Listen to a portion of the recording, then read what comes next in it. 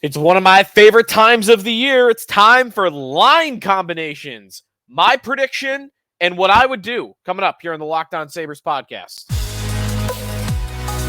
Your Locked On Sabres, your daily podcast on the Buffalo Sabres. Part of the Locked On Podcast Network, your team every day.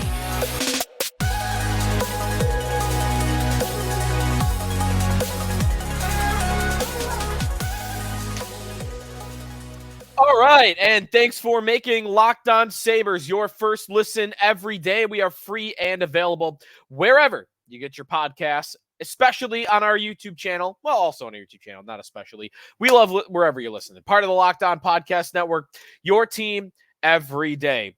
It is training camp week. We are less than a week away from the preseason. We are 23 days away from the start of the regular season between the Sabres and the Rangers. I woke up this morning and watched some Devin Levi highlights just because I threw on some Levi highlights. Man, he was good at the end of last year because I'm excited about hockey season. We are oh so close. We got a lot to get to on today's show. One of my favorite shows that we'll do before the season here, line combinations. And we'll do this more as the season approaches. But to start training camp, I've got my prediction for what will happen. Sabre line combos 1.0 will be prediction of what happens, what Don Granato actually does. And then line combination 2.0 will be what I would do. What I would do, I would not anticipate that what I would do is what Don Granato will do. Maybe you get some of that, but I've got that for you a little bit later on in today's show. And I'd love to get the fans included on the show on what you would do for line combinations. Maybe there's a line out there that you haven't seen anybody put together, a player combination that you like, that you never see anybody do, that you like, and you could throw that line towards us at Locked On Sabres on Twitter or on our YouTube channel as well. Appreciated Matt pointing out on our Twitter account that I mentioned in the last episode, Bills and Sabres both play in Washington on Sunday. The Sabres play the Capitals at 2 o'clock. Bills play the Commanders at 1 o'clock. And I think I made a comment about, they just couldn't, get together transportation-wise. Didn't realize this, but now that I think about it, it makes sense. The Capitals play in D.C. Commanders play in Maryland. Is it Arlington? Or I don't even know. No, Arlington's in Virginia. But either way, it doesn't matter. They don't play in the same spot, even though their team names are the same for location. But anyways, that's what's coming up. Prospects Challenge is finished, and it didn't end. It actually really couldn't have ended in a worse way. It really couldn't have. The first two games are great. Sabres were scoring goals, and all the prospects looked good. And then the third game showed up on Monday afternoon, and the Sabres got shut out. 3-0 loss to the Pittsburgh Penguins, so that's not fun. And even less fun, Matthew Savoy, a guy that I was most interested to see at training camp, he gets hurt on the first shift of the game, took a hard hit behind the net. He left the ice, did not return. And the update on Savoy is he's going to miss the start of training camp. We don't have a concrete timeline, but the fact that we already have an idea of that he's not going to be ready for training camp, I expect this to be a week-to-week injury for Savoy. And for a guy whose situation is completely up in the air. Is he going to go to juniors? Is he going to get the 9-game sample with the Sabres? Him not getting a full camp. I mean, there's really nobody on the team that needed a full camp more than Savoy to do everything you can to get him ready to be in the NHL because he's too good for juniors. He can't go to the AHL, and you might think he's not ready for the NHL. And now that he's injured, that makes everything even a lot harder. But I think what ends up happening with Savoy is he'll go to Rochester. His first games of the year will be for the Amherst on a conditioning assignment when he gets healthy. Then he'll get his 9 games with the Sabres, and then they'll decide whether he'll go back to juniors or he'll ride out the season in the NHL. But would not anticipate that at all that he's ready for the Sabres or able to play for the Sabres, even if he's healthy, by opening night. So that's not a great news update. One around the league thing to get to before we get to the line combinations. There was a goalie trade on Tuesday. I did an episode last week on goalie moves that are still out there. Maybe Thatcher Demko is a name I've always liked for the Sabres. We talked about the big names like Hellebuck and John Gibson. Yaroslav Halak is a late free agent signing as an idea. And also Comrie versus Luukkonen, and which guy is more deserving or I think will win the number 2 job. Well, there was a goalie trade in the league. Casey DeSmith who was sent to Montreal in the Erik Karlsson trade. That was like a 3-team trade. DeSmith gets sent to the Vancouver Canucks. Tanner Pearson and a 3rd-round pick go back to Montreal. DeSmith joins Thatcher Demko in Vancouver. And that was my first thought of, ooh, is this a precursor to Demko being actually traded out of Vancouver? Doesn't sound like that's going to happen. Doesn't sound like it's in the cards at all. In fact, kind of want to rule it out. After the Canucks announced Quinn Hughes this week as their captain, they had a couple of leaders at the press conference, just a couple of players that are seen as the leadership group, and Demko was one of them. In fact, the coach even mentioned that Demko was in the running to wear the C, which I think maybe Vancouver did that with Luongo, but you never see teams do that with goalies. I'm still not even sure if it's allowed, but Demko is a part of that leadership group, and it doesn't seem like he's going anywhere. But DeSmith, hey, he was available. Maybe the Sabres could have had him. Pearson, Victor Olofsson in a 3rd for DeSmith. That was out there. DeSmith is not great, but he's fine. He's a league average goaltender. 31st out of 79 goalies last year and goals saved above expected. He did fine when pressed into duty for the Pittsburgh Penguins. Had a couple of nice games actually against the Sabres last year as it stands. A 905 save percentage last year, a 914 the year prior, and a 912 the year before that. In fact, 916, 921. I mean, he's been above 912 every year, playing limited action, never playing more than last year was the most in 38 games, and he came down to a 905. 905, man, like that is still better than Luukkonen and Comrie. So I would have liked to have DeSmith. For that price, even Olofsson in a 3rd, I would have done that. I would have traded Olofsson in a 3rd for Casey DeSmith because I am darn near desperate to get a goaltender. Maybe I'm going over the top of it, but I'm about desperate to get a goaltender. So anyways, that's what happened around the league today. All right, timeout here. And when we come back, line combos 1.0, my predicted lineup, what I think will happen for opening night against the New York Rangers. And then what I want to have happen, what I would do. That's a little bit later on today's show. Thanks for making us your first listen every day here on Locked On Sabres. We are presented by FanDuel Sportsbook. Football season is here. Hockey season's right around the corner. Basketball season's right around the corner as well. And you got the baseball playoffs. October, best sports month of the year. September, maybe a close second or a close third. Right now, new customers get $200 in bonus bets, guaranteed, when you place a $5 bet at FanDuel, America's #1 sportsbook. That's $200 in bonus bets, win or lose. And if you've been thinking about joining FanDuel, there's no better time to get in on the action. The app is super easy to use, wide range of betting options, including spreads, player props, over-unders, futures. You got those out there for the Sabres right now as well. So visit FanDuel.com/lockedon. Kick off the NFL season with FanDuel. FanDuel, official partner of the NFL. Welcome back to the Locked On Sabres podcast with Joe DiBiase. Thanks for making us your first listen every day. And now it is time for Line Combinations 1.0, which is the predicted lineup that I think Don Granato will put together after training camp is over for the start of the season against the New York Rangers. And starting with line number 1. Again, these are lines I think are going to come to fruition as Granato goes about his lineup. All right, let's start off with line number 1. The line that was together most of last year, one of the best lines in hockey offensively, and a line that I can very well see being, staying together. Tage Thompson at center, Alex Tuch and Jeff Skinner was a little bit of a thought, Sabres.com, and I'll get to this a little bit later on. But Casey Mittelstadt proved he could play between Skinner and Tuch at the end of last year. But I don't see that happening for the start of the year. Not going to rule it out. It's a possibility. I think Tage goes back between Skinner and Tuch. Line number 2. This is where it really stings that you don't have Jack Quinn. Jack Quinn, a guy that I thought would have the biggest breakout for the Sabres this season. No Jack Quinn. All right, so what do? You had Cozens, Quinn, and Peterka all last year. What do you do for night 1? I do think the Sabres will keep J.J. Peterka and Dylan Cozens together. They had a lot of chemistry last year. Cozens and Peterka both have a ton of speed and a ton of skill as well. They play well off each other. Both are pretty good finishers and playmakers, well-rounded offensive players. You want more from Cozens in his own end. Peterka, I wouldn't expect that. Who goes with him? I think Casey Mittelstadt is the right answer.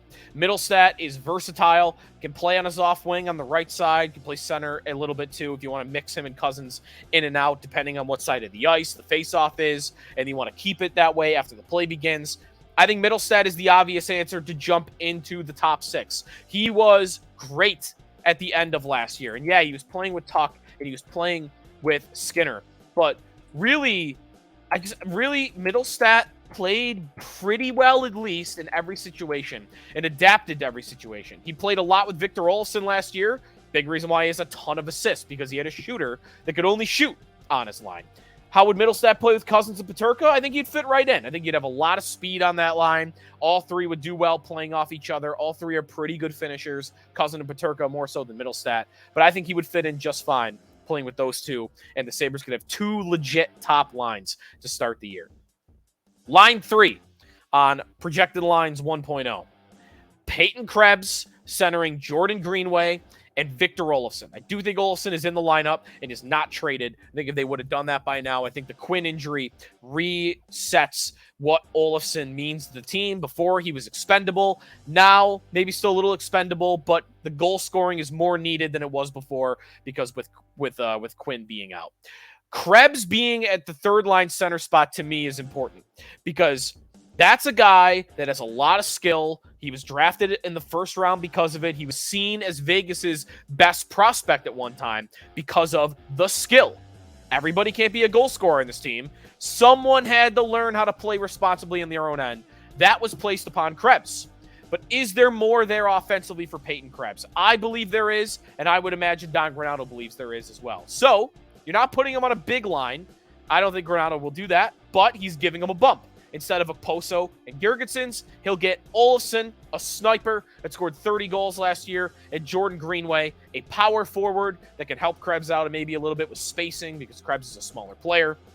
Krebs, by the way, also is kind of a rat, right? Like he likes to get into things. Having Greenway on his line, you know, if you want the extracurricular advantage, maybe he'll be freed up to do a little bit more on the edge. Remember how Brad Marchand forever would do whatever he wanted? Why? Because he had Zdeno Chara back there ready to protect him.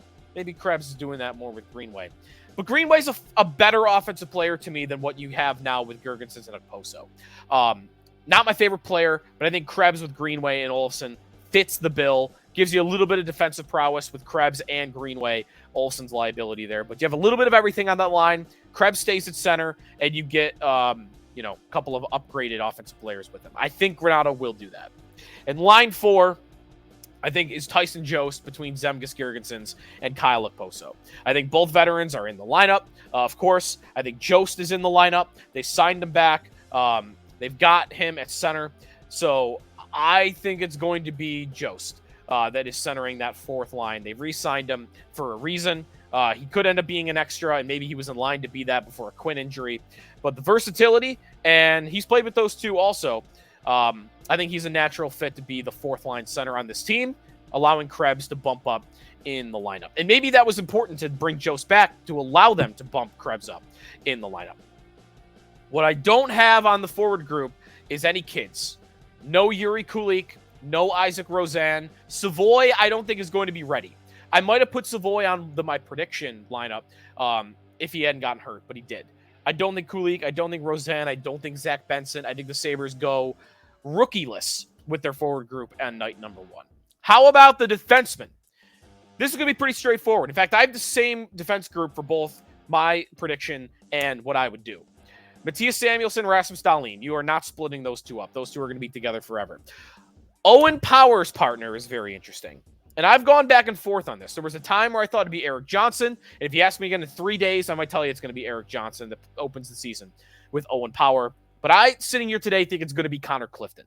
I think Clifton, it was a bigger signing, a longer contract, a more expensive contract. Clifton talked extensively in his opening season, or on his press conference after he signed, about having an elevated role in the Sabres lineup as compared to Boston. Boston, he was a 3rd pair defenseman that had really nice results. I think part of the reason he's here and even chose to come here is he foresees being a 2nd pair defenseman with riding shotgun with Owen Power for the next 3 years.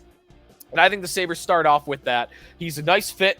He's a stay-at-home defenseman. He's smaller, but he's physical. It might allow for power to kind of do whatever he wants. Jump up into play if he wants, take some chances, kind of be what Samuelsson is for Dahlin, but for power. I think Clifton is the guy that the Sabres will start the season with on the right side. And then the third pair is really hard also. You've got Riley Stillman. You've got Jacob Bryson. They're both left shots. I'm going to go 2 righties. I think the Sabres will go 2 righties, in part because I can't decide which of these 2 they would healthy scratch. I guess a lot of people would say Henry Jokiharju.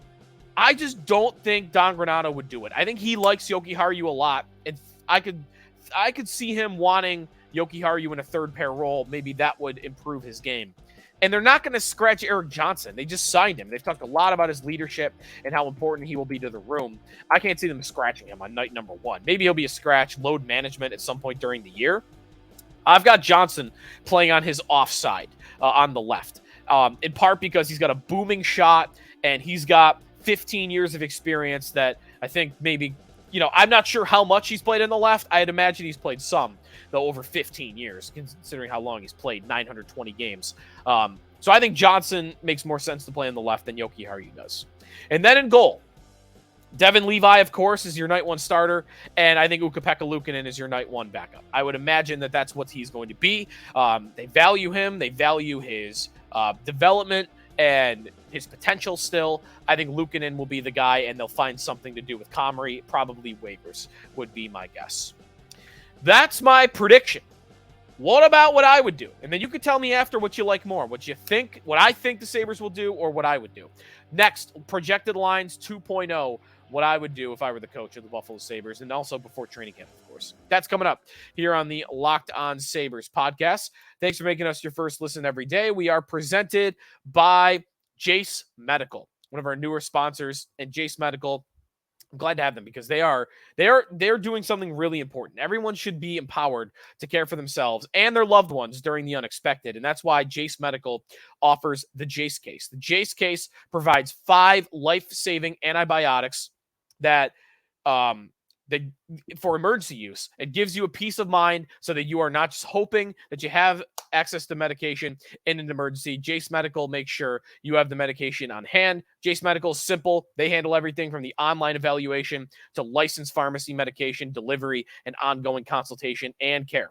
Don't get caught unprepared. Save more than $360 by getting these life-saving antibiotics with Jace Medical, plus an additional $20 off by using the code LOCKEDON at checkout on jasemedical.com. That's JASE medical.com, promo code locked on.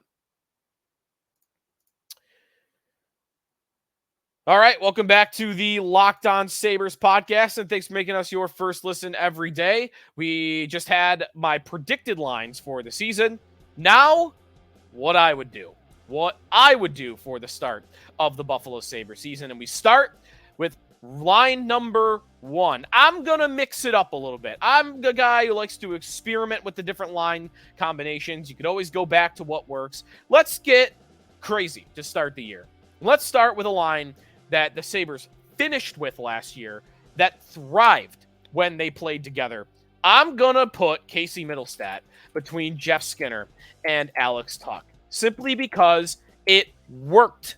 It was great. It had near the same results that it did when Thompson was on the line. So why not have Thompson run his own line?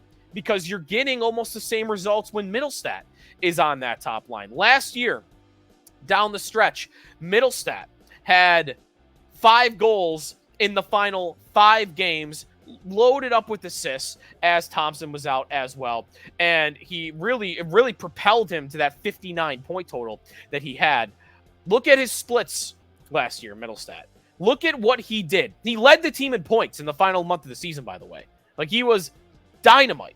And in the month of April, I mentioned that the final month where he led the team in points, he had 13 points in 8 games. Solid. Keep him up there. Put him at center with Tuch and Skinner. They work well together. And what that will allow the Sabres to do is Thompson running his own line so that you could have not 2 great offensive lines, but 3 great offensive lines, because now I've got Thompson and Cozens each running their own line, with Mittelstadt being surrounded by their 2 best wingers. So what do I have for Tage Thompson? I have Thompson centering Victor Olofsson and Peyton Krebs. Maybe I'm going too far with Krebs. And a big counterpoint to me putting him on this line is Krebs has struggled to this point on the wing mightily. He has played much better at center. So I'm putting a little bit of projection in here that Krebs, another year of maturity, another year getting his foot in the door in the NHL. That was his first full season, really, where he's played more than 60 games. That now at 22, soon to be 23 years old, that he is more mature and will be more versatile to play on the wing. The reason I kind of want to put him in there is this would be Thompson's line. He would be the guy running everything. But you're giving Thompson two types of players. Thompson has developed into both an elite sniper, one of the best in the league. Well, I'm giving him a great passer, a great playmaker in Peyton Krebs. Thompson's also developed into a great playmaker, and I'm giving him a sniper of Victor Olofsson. So if he wants to be the finisher on a given shift, he's got Krebs. If he wants to be a playmaker on a given shift, he's got Olofsson. I don't know how this line would probably be pretty rough in its own end, but you have Krebs for that to help out a little bit. I like this line combination. You're going to need Krebs to really progress playing as a winger, but if he can, this is a nice combination of skill sets. I think Thompson, Krebs, and Olofsson. Line 3, really more of a 1C. Really, this is why I like these lines that I put together. It's not 1, 2, 3. It's 1A, 1B, 1C, and then 4. 1C, I'll call it. Dylan Cozens with JJ Peterka. I'm keeping them together, and I'm throwing the rookie up there, Jiri Kulich. I want to see a rookie make this team night one, and I think that Jiri Kulich is the man to do it if anybody does it, despite the fact that Isaac Rozan looked so good at the Prospects Challenge. I kind of also like the idea of Dylan Cozens being the welcoming committee for the top Sabres prospects. Do it every year. Next year, put him with Rozan and Benson. And then the year after that, put him with whoever else is next. Like, Cozens last year played with 2 rookies, and he thrived, and he really helped them out, I think, get their feet wet in the NHL. So I'm not putting him with 2 new rookies. He's getting Peterka back. And Peterka, after a full off season and hopefully some maturity, getting a little bit bigger and becoming a more consistent player, I think that Cozens will even see growth in his game because he's got not a veteran, but he's got a year 2 guy. And yes, I'm putting him with a rookie because I think this is how you put Kulich into the league. Kulich surrounded by, a guy that just went through this in Peterka and a mature young player, but Cozens and Peterka both are great playmakers, by the way. And Kulich in Rochester has been a finisher. So, I'm going to put you on this line with Cozens and Peterka. I'm really not going to ask you to do a ton other than score and play off of these two. I don't need you to carry the puck all the time. I don't need you to be the zone entry guy. I don't need you to be the responsible guy in his own end. The other two got that. I'm not saying Kulich can float around and do whatever he wants, but I think his margin for error and his margin to make mistakes as a rookie is increased because you'd be insulating him with Cozens and Peterka. And I think Kulich has got massive upside. He had a historically good year in the AHL. He did something that really nobody has ever done. He scored 24 goals as a teenager. Nobody has done that since 2000. In 23 years, it was the most goals scored in the AHL and the most points by a player that is under 20 years old. Historic development for Kulich. Take that next step, put him with Cozens and Peterka. And my line 4 is Tyson Jost, Kyle Okposo, and Zemgus Girgensons. Really the most interesting thing about my line 4 is the guy I left off. I am healthy scratching Jordan Greenway to start the year. I know the Sabres traded for him, and that's why I don't believe that they'll scratch him. I would. I just wasn't impressed. The reason I wasn't that impressed, for a big-bodied energy player, right? Isn't that what he is? 6'6", physical, drive a guy hard into the boards, front of the net, and put some goals in the back of the net. He's not really a high-energy player. I just don't see the motor with Jordan Greenway. I don't know what it is, but it doesn't seem like he's moving his feet all the time. I don't want to call him lazy. I just don't see that psychotic burst of energy where he's got to be involved in a play at all times. So for that, and because he's not really the most well-rounded two-way player, and isn't the best goal scorer, I'm not putting him in my opening night lineup. I've got him out as the first healthy scratch. Blue line, I don't need to spend much time on that. I have the exact same group as I predicted the Sabres will go with: Samuelson, Dahlin, Power, Clifton, and Johnson, Jokiharju. One change in net. I kind of teased this thought the other day. Levi is the number one. I've got Eric Comrie as my number two. For the simple reason of this is a playoff or bust season, and you've got two options. You've got a young Ukko-Pekka Luukkonen, who has not played well at either the AHL or the NHL level in three seasons, excuse me. Or I've got an Eric Comrie, who was coming off an injury last year, and he's got one great year in the NHL. Limited action, but he's got a great year in the NHL, and on top of that, he's got a bunch of great years in the AHL as well. Like Comrie, part of another reason I would put him above Luukkonen, it's not just he's got a good NHL season that Luukkonen doesn't have. Comrie's always been a great AHL goaltender. At least a good one. Maybe great is overstating it a little bit. Both levels of hockey, Comrie's been a better goaltender. So I would take the shot with him early in the year. See if it really was about the injury. See if, maybe it just was the workload. He couldn't play a high workload. Put him back. Maybe put him back to what he was in Winnipeg. I don't think you can only play him 19 games. Maybe drop him down to like 30 or 35. Anyways, those are my lines. And I don't think those will happen, again, if I need to restate that. I don't think they'll happen for the start of the year. I don't think Kulich, for instance, will make the team. And I don't think that Comrie will be the night one starter. Let me know what you think. You got a line combination that was not mentioned on today's show. I would love to hear it and read it on our next episode. So thanks for listening. We'll have full coverage of training camp throughout the week, and we'll talk preseason on Monday's show next week, as the Sabres and Capitals play Sunday. Hockey's here. The players report tomorrow for testing, and then they'll be on the ice for practice on Thursday. Stay tuned. We'll be covering it all here on the Locked On Sabres podcast, at Locked On Sabres on Twitter, at Sneaky Joe Sports on Twitter, and check out the YouTube channel as well. We'll talk to you next time here in the Locked On Podcast Network, your team every day.